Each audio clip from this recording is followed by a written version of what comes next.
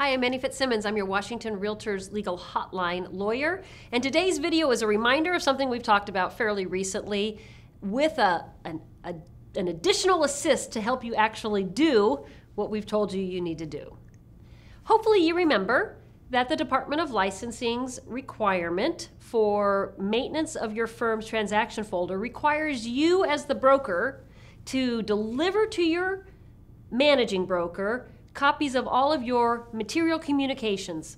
As a reminder of what material communications include, think about your email messages to clients, text messages, Facebook messages, Snapchats, however it is that you communicate with your client and other people involved in the transaction. Your material communications may be to somebody other than your client. It could be to escrow, it could be to title, it could be to an inspector, a contractor, the broker on the other side of the transaction, a lender, who knows, right? All of these different people are key and critical players in the transaction, and you could have material communications with all of them.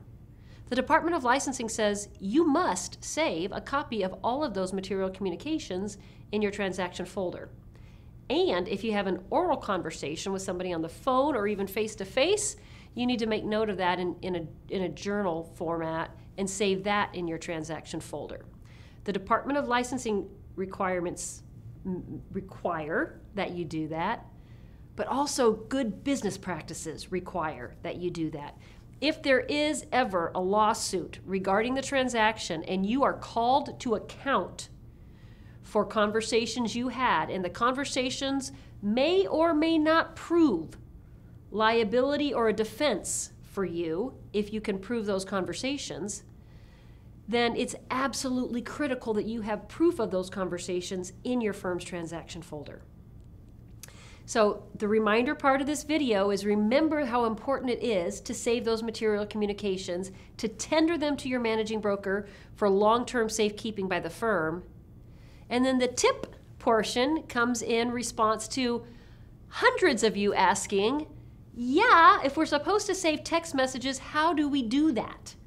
How do we actually print out or PDF or whatever it is that has to happen to text messages to put them in a preservable format? And heavens to Betsy, I can't answer that question for you. But the good news is this video is linked to an article, and there are several different apps or programs. I'm not even sure what the difference in those two words is, but there is reference to a few different apps or programs that may help you convert your text messages to a savable format. I'm not endorsing any of these particular programs because, frankly, I don't understand a single one of them. But if they prove useful to you, then I and Washington REALTORS staff, who worked very hard to find these as resources for you, are happy to know that. If you have questions on this topic, but please no technical questions about the apps. And in fact, maybe this is a great opportunity to remind you that as a member of the Washington REALTORS, you have access to the tech help line. If you have questions about the apps or how to use them, contact the tech help line. If you have questions about your obligation to retain material communications, send those to me. Legal hotline at warealtor.org. Thank you for being a Washington REALTORS member.